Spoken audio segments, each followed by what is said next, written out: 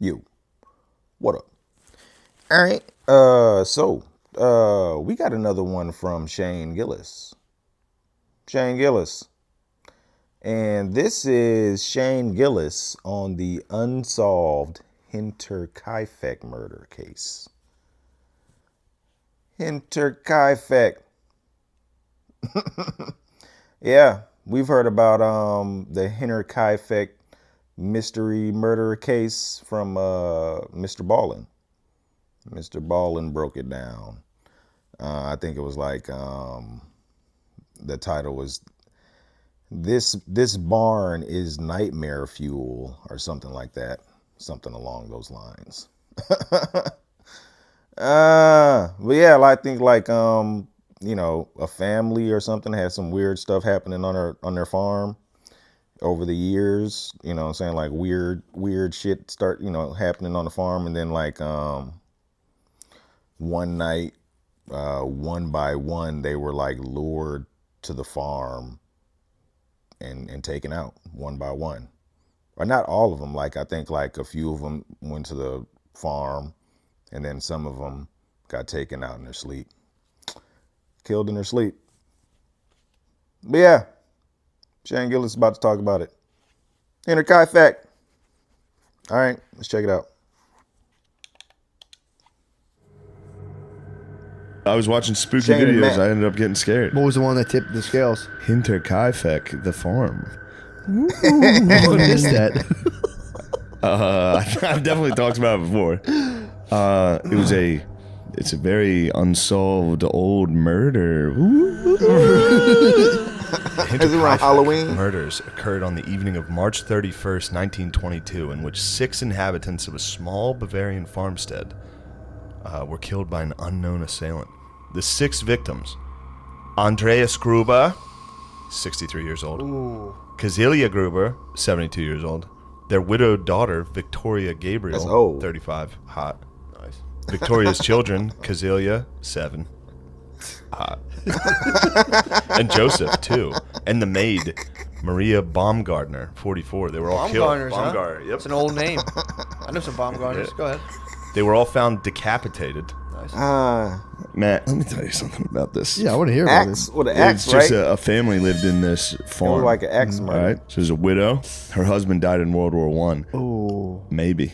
What? All right, maybe. That's one theory. But on record, he died in World War I. He's not there. He's a German. She had 2 children with him, I think, and then a newborn that was allegedly with her father. They were What? accused of incest. So there's a 2-year-old baby that now the girl and her 3 kids live with their parents. And one they very happy father. and a very loving 67-year-old father that's little Joe Biden kicking around. Really? No serious charges were 30. So she was living at her parents' farm because Yes. her husband was at war. Because her husband died at war. Died. Allegedly. They never found his body. Imagine that dad just being like, Jackpot. Why don't you come stay with us? Strange things began to occur in and around Hinterkaifeck sometime shortly before the attack. 6 months before the attack, the family maid quit. She was like, it's too spooky here. It has been widely claimed that her reason for leaving was that she heard strange sounds in the attic and believed that the house was haunted. ooh. Every maid, to be fair, thinks the house they're living in is haunted. But go on. And it's good to see that that's not just over-religious Hispanic maids. Leading up to it, the old man noticed some tracks in the snow leading from the woods Yep. into their house, into their Yep. barn, and not coming back out. He reported it to his friends. He was like, somebody, and there's no tracks leading out. So, Yeah. and then the previous maid quit because she said the house was haunted.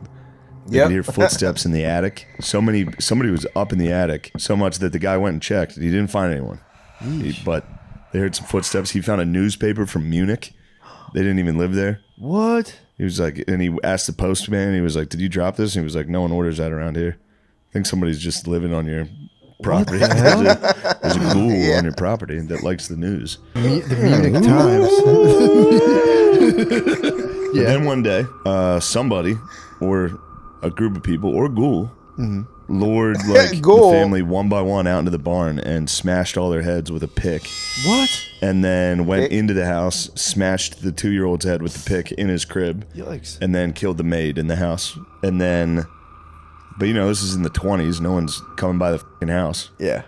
So one guy walked by the house like a few days later, noticed lights were on and the oven was burning. Somebody was clearly still living in there.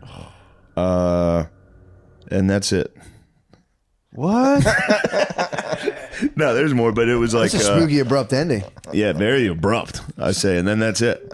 Unsolved. But no, one they found a lot of investigated? spooky stuff. The investigators noticed somebody fed the animals for like 3 days, and like The just lights lived were there. on. It's got to be that huzz, dude. He came back and saw that boy and said. Then after "Oh, World War hell II, no." some German soldiers reported that one of the Soviet guys in their prison camp, Yeah. one of the guards claimed he was that guy and that he did it.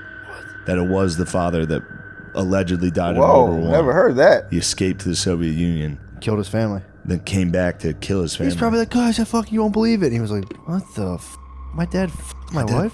Her dad fucked her. I'm gonna kill everybody. Oh, with a her pick. dad. Her dad. fucked her. That's even worse, right? Yeah, it was insane. Yeah, Not your dad. I mean, if you had choose. If my dad smashed my girlfriend, I'd be like, "You thought I was dead? That's fair. Thanks, yeah. Thanks for stoking You the did flame. the right thing." Thanks for stoking the flames. She needs this Gillis dick.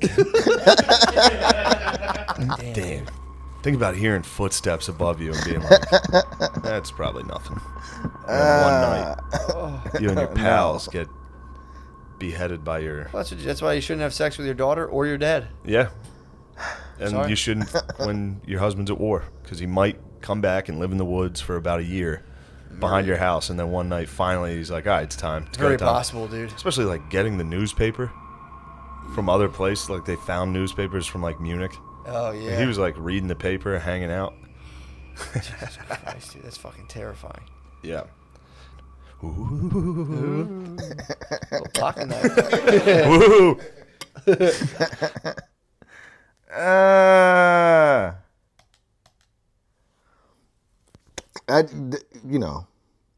Mr. Ballin told the story well, but he left out a couple of those details.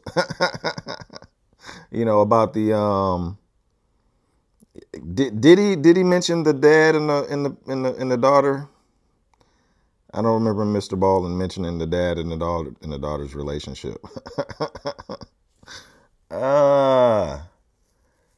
And I'm not sure if he mentioned the newspaper from Munich in the attic. He probably did. I just, But, yeah. Could it be the husband that they thought died at war, and he came back and was living in the woods and living in the house, stalking them? I don't know about that.